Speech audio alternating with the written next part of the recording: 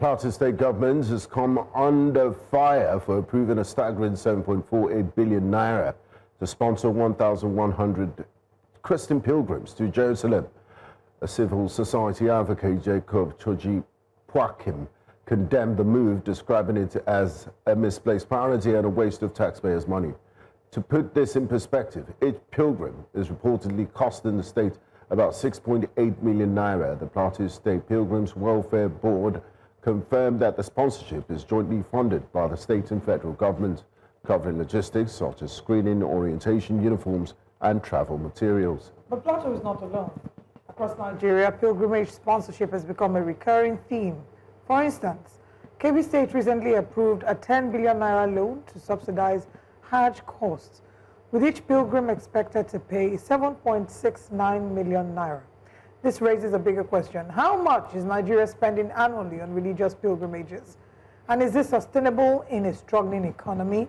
The Plateau State government insists that this is part of the corporate social responsibility, and that the question is, will this function in a state grappling with insecurity, unemployment, and poor infrastructure? This is definitely, for most people, an unjustifiable expenditure. But joining us for this discussion this morning is Public Affairs Analyst, Mr. Yakubu Kazim. Good morning, and thank you very much for joining us. Good morning. It's actually Kazim Yusuf, not Yakubu. Oh, thank you very much for that clarification, Mr. Kazim Yusuf. 7.48 billion for 1,100 pilgrims to Jerusalem. And then there's the Kebbi State government that has put aside 10 billion to sponsor pilgrims to Hajj. Do you consider this a responsible use of public funds, especially in a time where citizens currently face economic hardship? And should these billions be spent on religious tourism? Well, some would argue that it's not religious tourism. Some would argue that it's part of, the tenets of the faith. But how do we find that divide? Okay. It's actually irresponsible use of public funds. The Hajj is a tenet of faith in Islam, and is actually very, very, very, very encouraged. And we have there are centuries of travel from people in the Hausa region of Nigeria towards going towards Hajj. It's a rite that has been known for more than 300, 400 years. So they've been going even when they used to go by foot. So it precedes whatever it is that we have now. The challenge we have is that the kind of politics that we play means that politicians have to be as populist as possible, and those who can help people go for Hajj tend to have more social capital that they can then wield when it comes to the time of elections. Although, as things stand, with states like Kebbi, who sit on the rung of the economic ladder, in terms of the poverty index, it's actually irresponsible use of funds. They will be better placed helping those poor farmers or those poor people gain economic viability, and they will then use their funds in and of themselves to then go on Hajj. Mainly because on the religious basis alone, Islam specifically states that those who should go on Hajj are those who can go by themselves. It is legislated for those who can go in and of themselves, for those who can go by themselves, who can afford it by themselves. So they are better placed helping them economically, putting in place structures that will help the farmers, for example, in Kebbi economically, and those ones will then use the profit from their businesses that they own or things that they do to then go on Hajj by themselves. That is better use of public funds. All right, Mr. Kazim, so we all know that Plateau State, just recently, videos are circulating online, of which we also have our man on the ground who covered that sad incident. People were killed. People are being killed. People have left their homes. Nobody is indeed safe, as it were. But here you have a governor who has decided to prioritize ensuring that people travel based under the edges of religion. Isn't this not just a misplaced priority, but something that every single indigent should worry about? And what's your take on governors who carry these support system without caring for what is really happening to the people at first? So what they do is that those governors prioritize political capital that they will get in sponsoring people for these religious pilgrimages, it's a way for them to settle political scores. There are some of their political foot soldiers that the only thing they are going to get is some of these trips. So they basically just package some of these trips for them to say a place like Plateau that should focus on security, for example, and then package some of them and take them abroad. And when those people come back, they get enough political capital. They tell their friends, they tell their families. It helps them in the in their localities, and they will then use that to then leverage as a bit of leverage in the coming elections. So it's sad but unsurprising that it's been done very close to another election season. It is what they always try to do. So there are states like Plateau, for example, where insecurity has been rife for so long. There are the farmers there. It's one of the basket cases where one of the biggest states in terms of farming agriculture in Nigeria, where those kind of spending needs to be prioritized.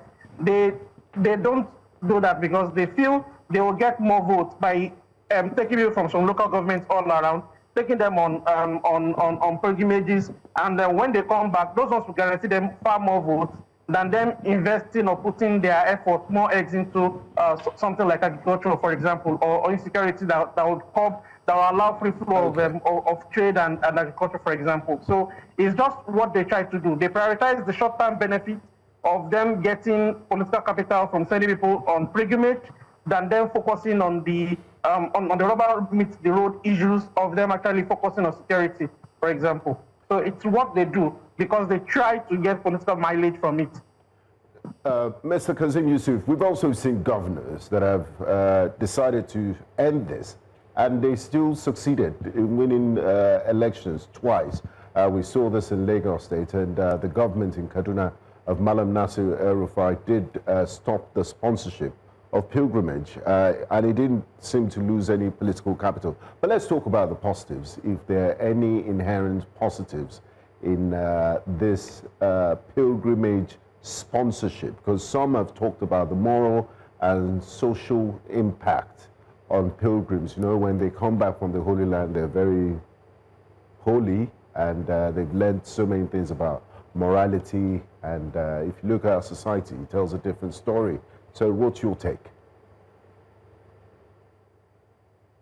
I agree with you. Malam Nasir El-Rufai in Kaduna banned pilgrimage sponsorship for both the Muslims and the Christians, and he worked out for him. However, some politicians may think that he decided to take the harder route by not sponsoring and then trying to struggle in terms of winning elections.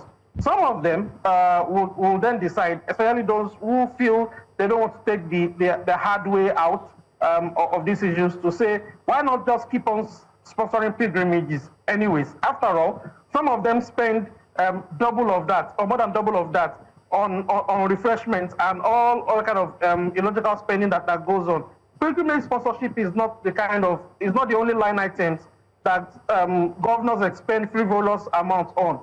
I hope we also take that into cognizance. So there are spendings on things like cars over and over. They are spending on things like furniture over and over that get spent year on year without real spending going on sectors like healthcare or real education going on. So pilgrimages are just one of them. And if they feel that they can just send them on pilgrimages as a bit of settlement, and then they get that political mileage and they can use that to leverage on them, some of them will just continue to do it because they calculate the cost. Some of them actually do not want to put in the hard work of actually putting in welfare for people that actually need it, and then claim that they're trying to help out people. Because how can people have morals? And to counter what they claim that some of them say about morality, how can people really do have morals when they are living in poverty? They go on pilgrimages, they come back and land in that same poverty, and then we then say that things are not changing. They are not changing because the base realities that should be there before people can actually go have actually really not changed. It's incomparable to situate those who are comfortable enough economically to dip their hands into their own pockets themselves after taking care of their family, to go on Hajj and come back and to compare to those who are struggling economically, who are then sent on Hajj and then land back into the same poverty situation that they were previously in. So for politicians, they don't really care about morality, even if they claim that they do. For those governments that sponsor them, they don't care about their morality as it is. All they care about is the political mileage that it gives them. Somebody is complaining too much, he works for the party, didn't get anything, just pack 20, 30, 100, 200 of them into the Hajj slot, send them on Hajj, and they are settled. That's like 8.5 million naira, 9 million naira. That is how much, quote unquote, they are supposed to get, and they don't even really give them anyways. Because probably, if they give them 9 million naira or 8.5 million naira for that money, they may not really need their political need again. So they send them on Hajj, where they won't get to spend that money, where they won't actually get that money. They send them on Hajj, and then they come back and they are still indebted to them. So it's what the politicians do, probably because it gives them mileage. About morality, no, it doesn't give them the morality at all, and it's reflective in our society. So is there a way that, I mean, what would your recommendation be? What reforms would you recommend to ensure transparency and accountability? Many would argue that if we scrap this pilgrimage completely, that those who work within these boards that will lose their jobs. You know, that's one argument to put forward. But if you put it on the scale of what these monies could achieve for us as a society, you then ask yourself, you know, is the opportunity cost worth it or not? So what ways would you suggest that we go forward? What reforms would you recommend? Do you recommend that it be scrapped entirely? Do you recommend that it be structured, you know, to be maybe self-funded by religious bodies, other individuals interested? How do you, you know, posit that we go forward from here? Thank you. It's very simple. Pilgrimage should be self-funded. It's very simple. What should be scrapped is government sponsoring people for pilgrimages. If the politicians themselves want to sponsor people on pilgrimages, they should do it of their own pockets. And if they start doing that out of their own pockets, they clearly would not be able to afford the volume of people they are able to afford at once. Settling people and sending people on Hajj by Hajj boards, sending people on Hajj or sponsoring people for Hajj by government does not mean the pilgrimage boards will be scrapped. They don't necessarily need to be scrapped. People still go on pilgrimages by themselves. Right. You still have people, so you still have, there's a viable private commercial industry for private pilgrimages that is currently viable in Nigeria. So people pay out of pocket because they don't even want to go through the state and spend, let's say, 1 month in Hajj, for example. Some want to spend 2 weeks and go back to their jobs. There's a viable industry for that right now. So there's a template already.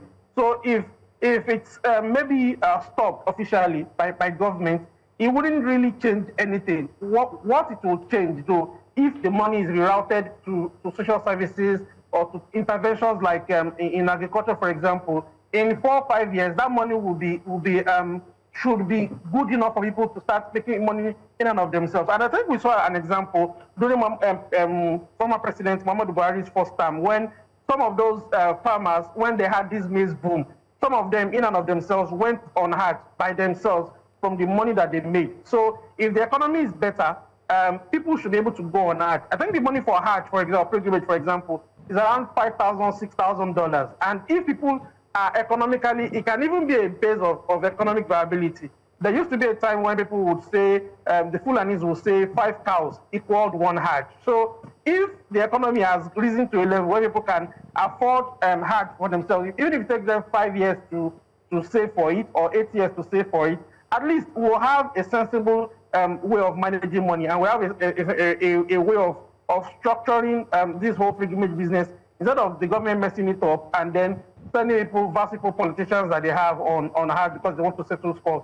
It doesn't help us, and it detracts away from the cost spending that we actually need to spend money on. We don't actually have a revenue problem alone. We also have a spending attitude problem where we allocate monies for things that are physically clearly not just worth it. And this, for example, is one of them, because the religion itself, in Islam, for example, emphasizes that Hajj is for those who can afford to do it. All right. Well, let's see what will happen after this. But thank you so much for your time. Thank you for speaking with us, Mr. Kazim. And thanks for joining us this morning.